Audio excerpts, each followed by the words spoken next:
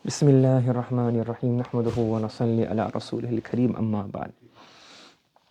So we did this yesterday recording. The audio didn't get recorded, so we just go over the first half again, which didn't get the audio didn't connect. So it may be a bit quicker because we already done it. So we try to explain it, inshallah. So in here we're discussing Al-Amr, okay? And the Amr, how does the Amr link up to the other? Where does the Amr fall? So what happens is that we finished the 20. The pairs, we had the pairs. So we had 4 taqseem, 4 fours are 16, and then one has 8, so that becomes 20. So you have 20 words to use. So we looked at words according to the coinage. It can be khas, am, mushtarak, awwal. Then we had the bi'tibar isti'mal, how they use. In here we have haqiqa, majaz, sarih, and kinaya. And then we had the mutaqabilat, called mutaqabilat because they have 4 and 4, according to zuhur and khafa, how concealed they are, how apparent they are. And in there we had ظاهر, خفي, nas, mushkil, mufassar, mujmal, muhkam, and mutashabih. And then we have the i'tibar dalala, how that word denotes the intended meaning. You can either explain it via ibaratun nas, you can denote that meaning via isharatun nas, you can do it via dalalatun nas, or you can also do it via iqtida'un nas. And then this is how it really is. And then in between we had a digression, and we discussed haqiqa, types of haqiqa, mahjura, haqiqa musta'mala, haqiqa muta'addira, how is a haqiqa na'ib. So we went through a few rules regarding haqiqa and majaz. So we had a digression there, we had a few fasl which digress from there. Then we went through, now we're going to go through khas. So one part of khas is amr. And how is amr khas? Let me explain to you how amr is khas. So here, if you look at this diagram, we have this thing here is called a mold. Hope I spell it correctly, I don't know. And this is called molten. You following? We have a form. And we have, so what we're going to say here, this is the sigha. And this is the huruf asli. The hurufun asliya. Or you can call this a madda. And this is a sigha, or you can call this a hay'a. Fahimt? So basically we have a sigha, and we pour the huruf asli, or the words inside of this. So when you see a sighatul amr, the sighatul amr is actually made up of 2 elements, a madda and a hay'a. The madda is the root letters and the meaning of the root letters. So the root letters can be khas, it can be mushtarak, it can be mu'awwal, it can be muhkam, it can be mutashabih, depending on what the word means. So for example, faghsilu wujuhakum. So faghsilu is an amr. So that sigha has 2 elements. The first element is the madda, ghain, sin, lam. And the ghain, sin, lam element has the meaning of wash. The Arabs know what this word means. And then the if'alu is the hay'a, that sigha. Fahimt? So the root letters can be anything, can be am, not am. It can be khas, it can be mushtarak, mu'awwal, depending on what it means. We know the meaning, we don't know the meaning. Is it khafi, mushkil? You can have all of those. As far as the hay'a is concerned, so in here sawama is the madda, and the root letters. And the sigha has a meaning. The sigha is also khas, meaning the original meaning of the sigha of amr, whatever word you mold onto. We say if'al taghliban, but you can have like qu anfusakum, aqim is af'il, but they say if'al because the mujarrad comes on that pattern. So whatever the sigha of the amr is, that is khas, has a khas meaning. What's the meaning of the sigha al-amr? Talabul fa'li ala wajhi al-isti'la, to denote the meaning of the talab, that you are seeking the action, that the mukhatab must carry out the action. That's what the sigha, that's a khas meaning. That's why amr is khas, meaning the sigha of amr is khas. And in the madda can be khas, mushtarak, mu'awwal, mufassal, muhkam, depending on what it means. Does everybody understand that part? Acha. So when we have amr, these are not all mentioned, but it's good to know these terms because it will come up indirectly. And some other books of usool hadith, usool fiqh discuss it, categorize it as such. So whenever you have an amr, you have an amir. Who's the amir? The asal amir is Allah subhanahu wa ta'ala. And a secondary amir who's a muballigh from Allah subhanahu wa ta'ala, the Prophet sallallahu alayhi wa sallam. And in certain matters the Prophet sallallahu alayhi wa sallam also there's own ijtihad, which is in line with the ta'lim of Allah subhanahu wa ta'ala. So you have amir. The mujtahid is not an amir. The mujtahid is basically the one who discovers the amr.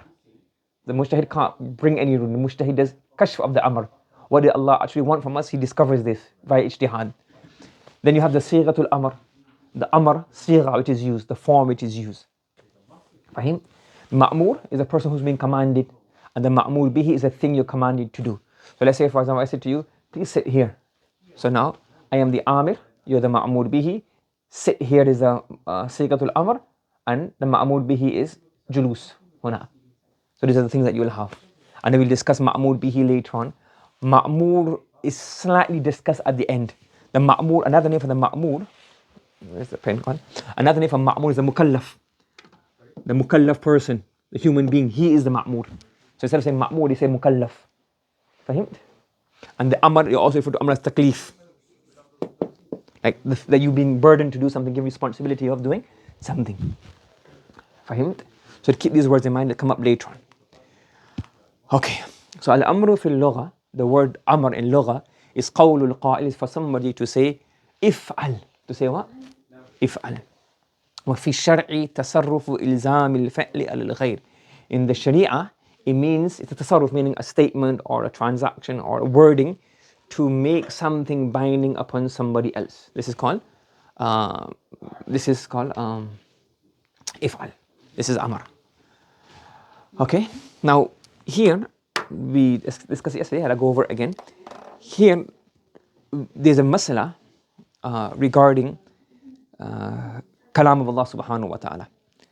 Now before we get into the masala that he's discussing here, we are going to have to understand a few preliminary things. So I've given an example which is not fully in line with the what we're giving, but it'll give you a rough idea. Allah subhanahu wa ta'ala huwa al-awwalu laysa qablahu shay wa huwa al-akhir wa laysa ba'dahu shay. Allah subhanahu wa ta'ala is qadeem, nothing exists before Allah subhanahu wa ta'ala. Allah subhanahu wa ta'ala is never going to come to an end. We say that Allah subhanahu wa ta'ala, He's a khaliqul aqwan. He created kawn, He created time and space. Time and space are also makhluk. And Allah is not the hulul in His makhluk. Allah subhanahu wa ta'ala is beyond time and space. Yes? Let's say, for example, if I ask you, how many gigabytes are you made up of? You say, I don't work in gigabytes. I am beyond gigabytes. I exist beyond the realm of gigabytes. Similarly, Allah subhanahu wa ta'ala, to ask where and to ask when regarding Allah, it's not the realm of Allah subhanahu wa ta'ala. Fahim? Similarly, that's why, for example, when Allah uses the sigha of madi mudari in the Quran, it's because those are for us. He's not in that sigha of time, madi mudari mustaqbil. Fahim? It's relative to mukhatab. But anyway, it's not the masala. So Allah subhanahu wa ta'ala is eternal being. Fahim? Similarly, Allah subhanahu wa ta'ala, He has sifat. And Allah subhanahu wa ta'ala's sifat are also eternal. Fahim? So let's say, for example, Allah, sifatul rahmah, you'll do this in more detail later on, inshallah. You have sifatul fa'il and sifatul zat, sifatul rahmah, the sifatul fa'il. But don't worry about that right now. So just so you know that, it's not fully explained here, but just to get a basic idea. So let's say the sifat of Allah is eternal. Yes? So Allah's rahmah is eternal. But then you have Allah subhanahu wa ta'ala chooses certain things to manifest His rahmah in. So the greatest rahmah is Allah subhanahu wa ta'ala, the Quran, the Prophet sallallahu alayhi wa sallam, the Quran, the Prophet sallallahu alayhi wa sallam, parents, water, rizq, sustenance, it's all rahmah. Meaning, they're manifestations of Allah's rahmah. And Allah subhanahu wa ta'ala, sifatul rahmah becomes apparent in these things. But the rahmah is different and the mother of rahmah is different. Do you understand? You get the simple idea? Basic, right? Basic. I'm just trying as basic as possible. Similarly, so the sifatul rahmah is eternal. That's it's qa'im bi dhatillahi ta'ala. It's like is eternal. Yes? However, the way the places or the scenarios and situation where the rahmah becomes apparent, they're hadith. Allah created the Prophet sallallahu alaihi wasallam. The Prophet sallallahu alaihi wasallam is makhluq. He's a creation. Rizq is a creation. Sustenance is a creation. Our parents are a creation. Having kindness to somebody is a fail, that's a creation. These are all creation, but these are manifestations of the rahmah. So, as a parable or similar to an understanding, we say that Allah subhanahu wa ta'ala, He's mutakallim. He's not mute and unable to speak and express Himself. So Allah subhanahu wa ta'ala, He has sifa of kalam. This kalam sifa is eternal. Is with Allah, is eternal. Fahim? So this sifa is azali. Azali means eternal. Fahim? And with that sifa, so here, for example, and in the word rahmah and other things, we don't really, we just keep it as one word, rahmah. Dhikr rahmati rabbika abdahu Zakariya. Yes? This is a mention of Allah's rahmah to Zakariya, meaning when Allah gave him this ni'mah. Hada rahmatun min rabbi. Fahimd? So you just say Rahman, Rahman, the Azali Rahman, the eternal Rahman, and the Mother of the Rahman. In Kalam, because this was a very contentious issue, I think, in the time of Ahmad Rahmatullah. Is the word contentious the right word? I don't know if it's the right word. I mean, it was a very ma'lakatul ara bahas. It was a discussion which will, cause a lot of issues. So that's why there's more terms for this. So what we say is that we have something called this kalam nafsi, meaning Allah subhanahu wa ta'ala sifatul kalam. Before logha came about, before voices came about, before harf, before sound, before language, even before languages were created, Allah subhanahu wa ta'ala was mutakallim. Rahim? So his kalam exists eternally. Then Allah subhanahu wa ta'ala choose, and kalam is Allah is endless, so therefore Allah, there is no limit, boundaries to Allah subhanahu wa ta'ala. Similarly, Allah's sifatul kalam is endless, but Allah subhanahu wa ta'ala chooses to depict some, Allah's mercy is endless, but Allah just chooses mercy in certain places. It's a mahdood amount of mercy. So even if Allah passes mercy on everybody, His mercy doesn't come to an end, it doesn't get used up, because it's endless. So Allah's sifatul kalam is endless, but Allah subhanahu wa ta'ala chooses this much muddaf for the Quran, that much information. Allah chooses that much, and the Arabic language, to put the kalam in the Arabic language. Similarly, the Torah, the Injil, Allah, when in the original forms, Allah chose to put some of His sifatul kalam in a form of a language and really revealed it unto the prophets. Are you following? So this is called kalam nafsi. Sorry, this is called kalam hissi. They're both kalam, but we use different words so that we don't get mixed up between. Are we talking about the sifatul azaliyah, or are we talking about the makhluk form, the form which is being expressed via sawt and huruf, etc. So this is how we're saying this. Now we've said this, we've said all of this, and then I think we should have understood this, and I think I explained then how this links afterwards in yesterday's video, which the audio never came through. So I think the audio started from about here, inshallah. So we've understood this, and let me explain this one ayah, this one part, in case it's not under sound. That now what he's saying here is that some of the, he's got a question. He's saying that some of the ulama wrote a text, right? And the text is that al-muradu bil-amr. What's the intent? When he said amr, what's the meaning of amr? Wujub. So wujub is yakhtassu bihadi sigha. You only get wujub via the sigha of amr. Are you following? He's saying that this is incorrect, technically. The meaning of this, he explains at the end, but the meaning of this is really this. That look, when the usuliyun, the usul of fiqh, when they say that the kalam of Allah subhanahu, when they say that you only get wujub via an amr, they're not, what they really mean is that you can only get an amr when the Prophet sallallahu alaihi wasallam says something to us. You following? When the Prophet sallallahu alaihi wasallam says, qumu, sallu, aqimis salah, atu zakah, لا تناجشوا ولا تباغضوا ولا تحاسدوا amr nahi, same thing, opposite of so all of these, it only comes about. You cannot get an amr, you cannot get wujub, via a fail. If the Prophet sallallahu alaihi wasallam, if he did something, just his doing something does not make that action farad upon us. Do you understand? So that's what they mean, is yakhtassu bihadi sigha. That's what the simple masla is. When the fuqaha said al-muradu bil-amr, wujub is only occurs via the sigha, what they actually mean is you can only get wujub via the qawl of Rasulullah sallallahu alayhi wasallam. You cannot get wujub via what?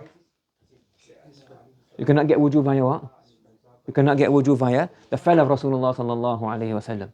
Do you understand? But then he goes on to explain this in much more detail, and I explained it yesterday, which will be coming tomorrow. So even time is a bit distorted right now. So the other part of the video, then I'll put it from here, inshallah. We'll be explained it, inshallah. So maybe a bit of distortion, but you can put the pieces together, inshallah. Okay, understood? He says here, wastahala, it is impossible. Istahala means what? Mustahil. It is impossible an yakuna ma'nahu. It's impossible to mean this. أن حقيقة الأمر يختص بهذه الصيغة. It is impossible to have this meaning, that the sigha of amr is only acquired via, the wujub is only acquired by, why?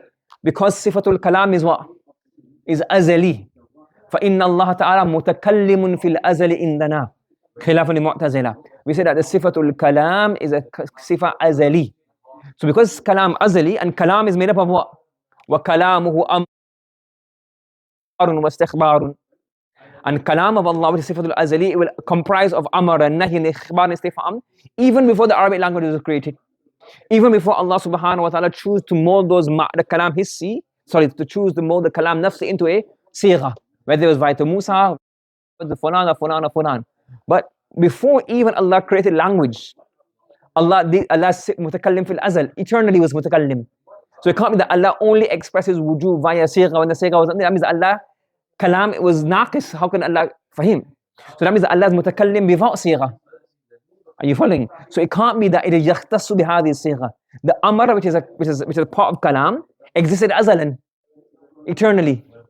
Fahim? So therefore it can't be, they can't mean that yakhtassu bihadhi sigha mean you can only get amr via sigha. Because amr exists as a part of the kalam, a form of kalam, azalan.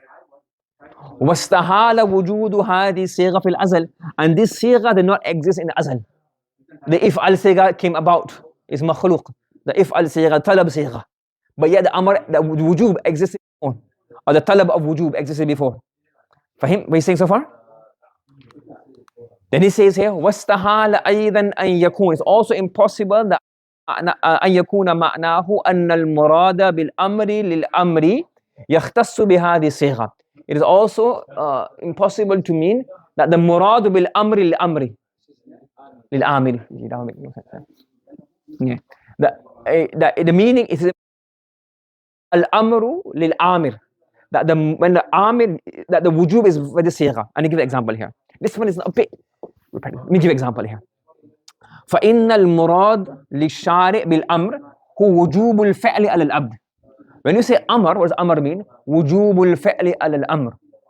Fahim? And he's saying here, he's giving an example. We find there's one example in the Hanafi school, which is Imam Abu Hanifa rahmatullah alayhi, and the majority of the Hanafis are Maturidis. Yes? Again, when you say Maturidi, Hanafi, basically we have a school, the Kufa school, basically. In Kufa, Hazrat Ali radiyallahu anhu came, Abu Musa Ashari radiyallahu ta'ala came, Abdullah Mas'ud radiyallahu ta'ala came. But from amongst them, the most prominent scholar in the generations was Imam Abu Hanifa. So they call it Hanafi school. It could easily have been called Nakha'i school. It could easily have been called the Muhammadi school of Imam Muhammad Hassan. Fine. But just like his name became the most dominant. Even in Medina Munawwara. Before Imam Malik, there were scholars. After Imam Malik, there were scholars. Imam Malik took his madahib from the fuqaha. And the fuqaha took it from the sahaba and tabi'in. Yes? So it is like his name just became like he was most very influential in the tadween of it. Fine. So Imam Abu Hanifa rahmatullah alayhi is not called the Hanafi like way of Aqeedah, it's called Maturidi, because Imam Abu Mansur al-Maturidi, he kind of codified it more, so it just became attributed to him. But it's all based on by him. So in the Maturidi school, he's saying here there's an example where we find an amr, a wujub. What do we find? Wujub without the sigha. Yes? So he says, فَإِنَّ الْمُرَادُ لِلشَّارِ بِالْأَمْرِ. When the shari, meaning Allah subhanahu wa ta'ala, the Prophet sallallahu alayhi wa sallam, they gave a hukam, is simply wujubul fi'l al-abd. Yes? So really hukam is basically wujubul fi'l al-amr, al-ma'mur. And that's what we call ibtila. Allah tests somebody. And so basically Allah wants to do ibtila, correct? And He gives a wujub. And the wujub is usually expressed via what? An amr. But you can get a wujub biduni sigha as well. Yes? We can get a wujub without what? Without a sigha. Are you following me? So Allah subhanahu wa ta'ala is ibtila of the abd. He makes al-abd mukallaf. What does Allah subhanahu wa ta'ala do? He makes the abd mukallaf. He tests the abd. By doing what? Making certain things compulsory. The time Allah sends a messenger to do what? Give the commands. However, we do find a situation, a scenario where something is binding even without a sigha. What is this? Imam Abu Hanifa rahmatullah alayhi and the Maturidi school, they say that one Allah, believing in a Khaliq, is binding upon every person, even if a Rasul did not come to him. Meaning Allah subhanahu wa ta'ala put a fitra in every single human being.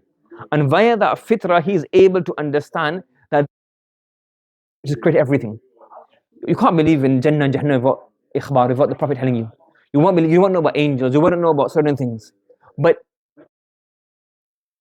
And the fitra, that the nature Allah has put inside of you, and the aql that Allah has given you, these two things put together makes it binding upon a person to simply understand there is a supreme being. He doesn't have to call it Allah, because obviously that's a word in Arabic, and so whether you call it Allah, but one supreme being that created everything. For him, so before even a messenger, a person is bound to understand and accept there is one supreme being. You can't be the Prophet ﷺ without being known the Prophet ﷺ. You can't believe in malaika without knowing malaika. But the wujud of Allah, one Allah who is supreme, then that is wajib. The Ash'ari say no. The Ash'ari say that yes, the fitrah is there, but you need an instigator. So you're only bound for iman when when you receive the message that prompts you to think about it. Let's say ikhtilaf amongst the two schools. Here, the point that links to us here is وَقَدْ ثَبَتَ الْوُجُوبُ بِدُونِ هَذِهِ الصِّيغَةِ. We find that a wujub, it brings about wujub, is usually defined via sigha, if'al. However, we also find a situation and a scenario in the Maturidi school where we find wujub without a sigha. What is this? ألا أليس أنه وجب الإيمان على من تبلغ الدعوة بدون ورود السمع. Is iman not necessary upon that person who da'wah has not reached without even hearing about it? Abu Hanifa, لو لم يبعث الله تعالى رسولا لوجب على العقلاء معرفتهم بقولهم. So where's the Shaykh of wujub in this? What's Imam Abu Hanifa saying? Even if Allah subhanahu wa ta'ala did not send a Rasul, the aql and the fitrah together, these two things that Allah has given a human being, wajaba al uqala'i tihim ma'rifatahu bi, you have to do ma'rifah of Allah. Fahimt? Is there sigha in here? Did somebody come and say aminu tadabbaru fi khalqillah? But even without Allah did not send a Rasul with a sigha, with a kalam. Even then the basic minimum is to believe in Allah. So Imam Abu Hanifa rahmatullah, accepts that you can have amr without what? If'al. Amin. Yes? That's what he's going to aqidah masla. That he's trying to say, that you can get amr without a sigha. So when the fuqaha mention that yakhtassu bi sighat al-amri, they mean in comparison to fa'l Nabi sallallahu alayhi wa sallam. You only get wujub via a sigha, not a fa'l of Rasulullah sallallahu alayhi wa sallam. And he's proven that why it can't mean the other thing because of this long aqidah masala. Fahimt? فَيُحْمَلُ, now he's explained the answer previously. فَيُحْمَلُ ذَلِكَ, the statement of the fuqaha where they say that you can only get wujub of an amr. What? You can only get wujub via the sigha. لأن المراد بالأمر يختص بهذه الصيغة في حق العبد في الشرعيات, in shari'i rulings. And I mentioned to you before, the meaning there is not via فعل النبي صلى الله عليه وسلم. حتى لا يكون فعل الرسول بمنزلة قول افعلوا.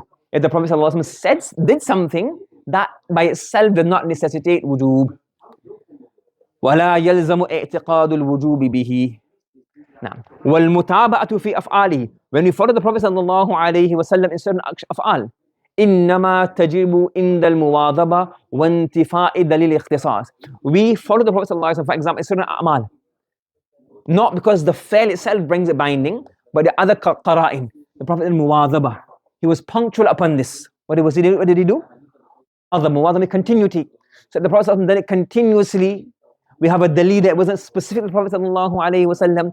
Then we say that these are all external factors which makes us follow the Prophet sallallahu alaihi wasallam, either as a sunnah or a nudub, even a wujub. But the fail itself doesn't make it wajib. These external context makes it wajib. Fahim? So to summarize, what Usool al-Shashi is, Sahib Usool al-Shashi, we have Amr, and I explained the Amr, but then he went on to say that in many books we find the mas'ala that wujub only comes about because when the fuqaha said this, the fuqaha's intended meaning is you only get wujub via sigha, via a qawl, not via fa'l. Fa'l Nabi sallallahu alayhi wa sallam only makes it binding when you have external factors like muwazaba, no dalil of khusus, etc., etc. But the fail and the Prophet doing something by default doesn't make it wajib upon us. Do you understand? That's what it really means, this thing, that takhtassu bihadhi sigha. Then he went on to prove why you can also get an amr without a sigha. And I explained to you the sifa is azali and Allah's mutakallim. When Allah's sifatul kalam is azali, eternal, and kalam includes so even without a sigha, Allah is going to command somebody. Allah is going to give ikhbar, information. All of these things exist in kalam. And kalam is eternal. Even before the sigha and the language was therefore, amr was also found before the language. So that means that and wujub is also found before that.